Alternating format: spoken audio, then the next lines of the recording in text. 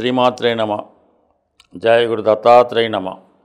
ఈ వీడియోలో మనం ధనుస్సు రాశి వారికి సెప్టెంబర్ 16 నుంచి 30 మధ్యలో పక్ష ఫలితాలు పరిశీలించినప్పుడు చాలా వరకు ఈ పక్షంలో గ్రహాలు ధనుస్సు రాశి వారికి అనుకూలంగా మారడం జరిగింది. అందులో నెంబర్ 1గా కుజుడు పంచమాధిపతిగా లాభస్థానంలోకి రావడం వల్ల చాలా కాలంగా మీ మనసులో ఏదైతే చేద్దాం అనుకుంటున్నారో ఆ ప్రయత్నాలు నెరవేరే అవకాశం ఉంది. మీలో ఉన్నటువంటి ప్రతిభకి, టాలెంట్కి, నైపుణ్యానికి తగిన గుర్తింపు రావడం జరుగుతూ ఉంటుంది. మీ దగ్గర విద్య నేర్చుకున్నటువంటి మీ శిష్యులు కానీ, మీ సంతానం కానీ మీకు చాలా వరకు సహకరించి వారు మీ యొక్క అభివృద్ధికి కారణమయ్యే అవకాశం ఉంది. అలాగే ఫర్ ది సేమ్ టైము భూములు, స్థిరాస్తుల మీద ఆదాయం పెరగడం, అలాగే వ్యక్తిగతంగా సమర్థవంతంగా మీకు రావాల్సినటువంటి ధనం, అంటే మీరు ఎవరికైనా రుణం అది ఇచ్చి ఉంటే ఆ ధనం సడన్గా మీకు తిరిగి రావడం వల్ల చాలా వరకు మీకు ఆర్థిక పరంగా కొంతవరకు సహాయంగా ఉండే అవకాశం ఉంది. బట్ ఏదైనా చేపట్టిన కార్యక్రమాలు చాలా విజయవంతంగా పూర్తి చేయడం జరుగుతుంది. అంటే కుజుడు వాక్స్థానాన్ని చూడటం వల్ల ఉన్నట్టు యథార్థంగా మాట్లాడుతూ చాలా నిక్కచ్చిగా స్ట్రైట్ ఫార్వర్డ్గా మీ సమస్యలను సాల్వ్ చేసుకోవడం జరుగుతుంటుంది. అయితే ఈ విషయంలో కొంతమంది మనోభావాలు దెబ్బతినడం కానీ, కుటుంబ సభ్యులు కొంతవరకు హర్ట్ అవ్వడం కానీ జరిగే అవకాశం ఉంది. కాబట్టి ఏదైనా పెద్దవాళ్ళతో కానీ, కుటుంబ సభ్యులతో కానీ వ్యవహరించేటప్పుడు కొద్దిగా నిదానంగా, సావధానంగా, నెమ్మదిగా చెప్పడం మంచిది. తొందరపాటుతనం వల్ల తర్వాత కొన్ని విమర్శలు ఎదుర్కోవాల్సి ఉంటుంది. ఇక భాగ్యస్థానంలోకి శుక్రగ్రహం రావడం నిజంగా ఒక అదృష్టం. మీకు చాలా కాలంగా మీరు ఏదైనా ఒక పదవి కోసమో, ఒక హోదా కోసమో ప్రయత్నం చేస్తుంటే అది ఈ సమయంలో మీకు వచ్చే అవకాశం ఉంది. అలాగే ఏదన్నా ఒక బహుమతి లాంటిది స్త్రీల దగ్గర నుంచి మీకు ఒక బహుమతి కానీ, ఒక శుభవార్త కానీ వచ్చే అవకాశం ఉంది. మీరు ఎవరినైతే కలుద్దాం అనుకుంటున్నారో, ఎవరితో అయితే మీ యొక్క సంతోషాన్ని పంచుకుందాం అనుకుంటున్నారో వాళ్ళని కలుసుకోవడం జరుగుతూ ఉంటుంది. అది దూర ప్రాంతంలో ఉన్నటువంటి మీ బంధువులు కావచ్చు, లేదంటే ఏదైనా ఒక ఆధ్యాత్మిక కేంద్రంలో, ఒక పుణ్యక్షేత్రంలో ఉన్నటువంటి ఆధ్యాత్మికవేత్తలను కూడా కలుసుకునే అవకాశం ఉన్నది. వాళ్ళ ద్వారా కొంత ఉపదేశాన్ని, కొన్ని మంచి విషయాల్ని తెలుసుకోవడం జరుగుతుంది. అలాగే ఈ సమయంలో మీరు ఏదైనా ఒక స్త్రీ దేవత ఆలయాన్ని దర్శించడం కానీ, ఒక స్త్రీ దేవతని ఆరాధించడం కానీ చేయడం వల్ల వారి నుంచి మీకు ఒక విధమైనటువంటి దైవభక్తి లాంటిది రావడం వల్ల కానీ, మీరు అనుకున్న కార్యక్రమాలు నెరవేరడం కానీ జరిగే అవకాశం ఉంది. సో ఇది కొద్దిగా ఆధ్యాత్మిక రంగంలో ఉన్న వాళ్ళకి, ఏదైనా ఒక మంచి కార్యక్రమాలు సాధిద్దాం అనుకున్న వాళ్ళకి ఈ ఆరాధన వాళ్ళు చేసుకోవడం మంచిది. అలాగే మీ యొక్క జాతక చక్రాన్ని పరిశీలించినప్పుడు ప్రతి వారికి ఒక అదృష్ట దేవతని, అది నవాంశం బట్టి అది తెలుస్తూ ఉంటుంది. ఆ అదృష్ట దేవతని మీరు ఆరాధించడం వల్ల మీ యొక్క ప్రయత్నాలు, ఫలితాలు నెరవేరుతుంటాయి. ముఖ్యంగా సంతానం, వివాహం, ఉద్యోగం అటువంటివి ఈ యొక్క అదృష్ట దేవతని ఆరాధించడం వల్ల జరుగుతూ ఉంటాయి. అది సంపూర్ణంగా బాగా అనుభవం ఉన్నటువంటి జ్యోతిష్కుల ద్వారా తెలుసుకొని ఆ దేవతని మీరు ఆరాధిస్తే ఈ సమయంలో అది మీకు ఇంకా సులువుగా దాని ఫలితం మీకు వచ్చే అవకాశం ఉన్నది. ఇక దశమ స్థానంలో ఏర్పడినటువంటి బుధుడు స్వక్షేత్రగతుడై ఉండడం, భాగ్యాధిపతితో కలిసి ఉండడం వల్ల ఒక విధంగా భాగ్య రాజ్యాధిపతం ఏర్పడింది, ఒక విధంగా ధర్మ కర్మాధిపతి యోగం ఏర్పడింది. దీన్నే కొన్ని సందర్భాల్లో లక్ష్మీనారాయణ యోగం అవటం వల్ల కంపల్సరీగా ఇది అటు లక్ష్మీ అమ్మవారిని ఆరాధించడం వల్ల అయితేనే, అటు వెంకటేశ్వర స్వామి వారు అవ్వచ్చు, విష్ణుమూర్తి అవ్వచ్చు, ఎవరిని ఆరాధించినా కూడా మీకు ఈ యొక్క యోగం యాక్టివేట్ అయి ఉన్నత పదవి అవకాశాలు రావడం జరుగుతుంటుంది. ప్రభుత్వ పదవి కానీ, ప్రభుత్వ అవకాశాలు కానీ రావడం జరుగుతూ ఉంటుంది. అక్కడ శనిగ్రహ దృష్టి కూడా ఉండడం వల్ల మీరు ఏదైనా ప్రభుత్వ పదవి కోసమో, నామినేటెడ్ పోస్ట్ కోసమో, ఒక ఎండోమెంట్ సంబంధించిందో, ఏదైనా ఒక దేవాలయంలో ట్రస్ట్ మెంబరో ఇలాంటివి ఏమన్నా ప్రయత్నం చేస్తున్నప్పుడు కంపల్సరీగా మీకు అవి ఈ సమయంలో రావడం జరుగుతూ ఉంటుంది. అలాగే ఈ బుధాదిత్య యోగం యాక్టివేట్ అవ్వాలంటే కంపల్సరీగా మీరు ప్రతిరోజు సూర్య నమస్కారం చేసుకోవడం, ఆదిత్య హృదయం లాంటివి చదువుకోవడం వల్ల ఆ గ్రహాలు యాక్టివేట్ అయ్యి మీకు ఫలితాన్ని ఇవ్వడం జరుగుతూ ఉంటుంది. అంటే ఇవన్నీ కూడా మీకు సమర్థవంతంగా రావడానికి కూడా గురుగ్రహ దృష్టి మీ యొక్క జన్మరాశి వారి మీద పడడం వల్ల, ఈ జన్మరాశి మీద ఈ గురు దృష్టి వల్ల ఏంటంటే ఒక విధంగా గజకేసరి యోగం యాక్టివేట్ అవుతూ ఉంటుంది.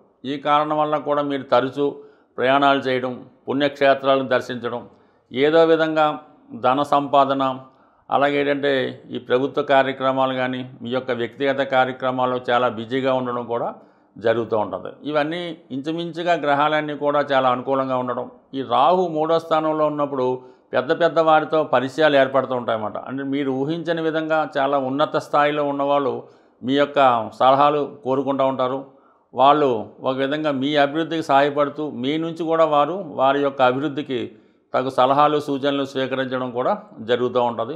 సో ఏదన్నా మొత్తం ఇంచుమించు అన్ని గ్రహాలు ఉండడం, 9వ స్థానంలో ఉన్నటువంటి కేతువు కూడా మీకు ఆధ్యాత్మికంగా కొంత లైన్ మారుస్తూ ఉంటుంది. ప్రస్తుతం ఉన్నటువంటి దాని మీద కాకుండా ఇటువంటి చిన్న చిన్న బలహీనతలు కానీ వ్యామోహాలు కానీ ఉంటాయి, అవన్నీ తొలగిపోయి కంప్లీట్గా మీరు ఒక కొత్త మార్గాన్ని ఎంచుకోవడానికి ఈ గ్రహస్థితి అంతా కూడా చాలా ఫేవరబుల్గా ఉన్నది. ఇటొచ్చి అర్ధాష్టమ శని ప్రభావం వల్ల కొన్ని విమర్శలకి ఇబ్బందులకు ఎదుర్కోవడం జరుగుతుంటుంది. కాబట్టి కంపల్సరీగా ఈ రాశి వారు మిగతా గ్రహాలతో పాటు శనిగ్రహ అనుగ్రహం కోసం మనం శివుణ్ణి ఆరాధించడం వల్ల, ఏదైనా దగ్గరలో ఉన్నటువంటి శివాలయాన్ని దర్శించి తగు విధంగా అభిషేకం అర్చన చేసుకోవడం వల్ల మీకు ఈ అర్ధాష్టమ శని ప్రభావం ఒకటి తొలగితే ఇంచుమించుగా మిగతా గ్రహాలన్నీ మీకు అనుకూలంగా ఉండడం వల్ల చాలా వరకు 90-80% ఈ సక్సెస్ మీకు ఇలా కొంతకాలం పాటు కంటిన్యూ అయ్యే అవకాశం ఉంటుంది.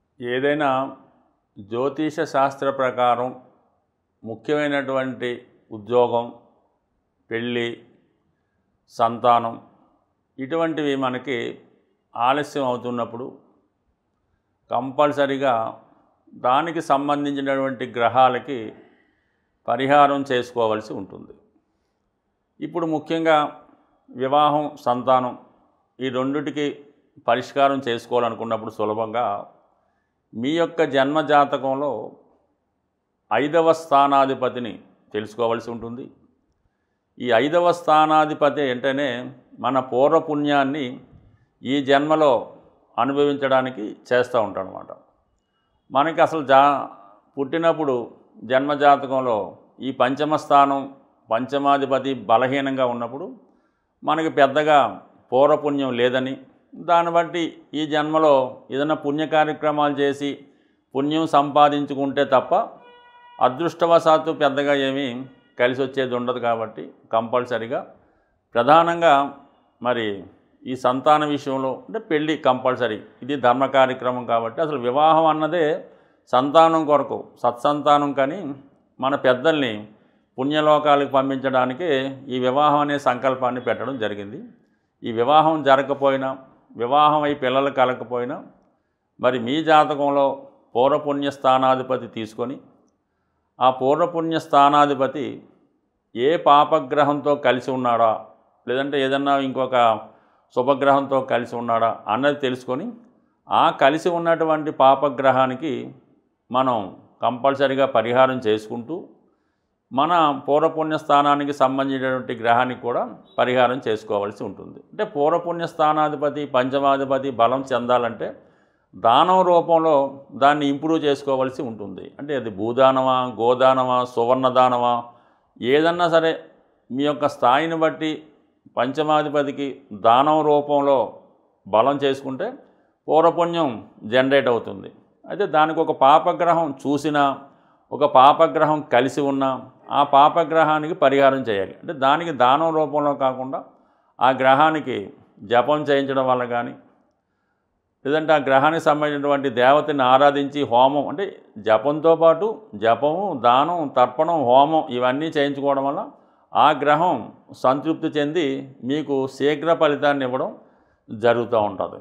అంటే దీనికి ఇంకా సులువైన టెక్నిక్గా మనం తెలుసుకోవాలనుకుంటే, ఏదైనా మనకి ఒక పాపగ్రహ ప్రభావం జలతత్వ రాశిలో పడినప్పుడు అభిషేకం ద్వారా, అగ్నితత్వ రాశుల్లో పడినప్పుడు హోమం ద్వారా ఈ పరిహారం చేసుకోవడం వల్ల మరింత తొందరగా ఆ పరిహారం మనకి లభించే అవకాశం ఉంది. అయితే నేను చెప్పినటువంటి ఈ రెమెడీ కొద్దిగా జ్యోతిష శాస్త్ర పరిజ్ఞానం ఉన్న వాళ్ళకి అర్థమవుతుంది. ఇక సాధారణ వాళ్ళ యొక్క జ్యోతిష్కుని చూపించుకొని తగు విధంగా ఈ పరిహారం చేసుకోవడం వల్ల ఒకవేళ జరగకపోయినా ఏం లేదు, మీరు ఏదన్నా పంచమ స్థానాధిపతి పంచమ స్థానం ఈ పూర్వపుణ్యాన్ని ఇంప్రూవ్ చేసుకుంటే అటు స్త్రీలకు సౌభాగ్యయోగం, మగవారికి అదృష్టయోగం అన్నీ కూడా సమకూరుతూ ఉంటాయి. దానివల్ల ఏంటంటే సరైనటువంటి జ్యోతిష్కుడి వద్ద జాతకాన్ని చూపించుకొని దానం రూపంలోనే ఈ పంచమాధిపతిని ఇంప్రూవ్ చేసుకుంటే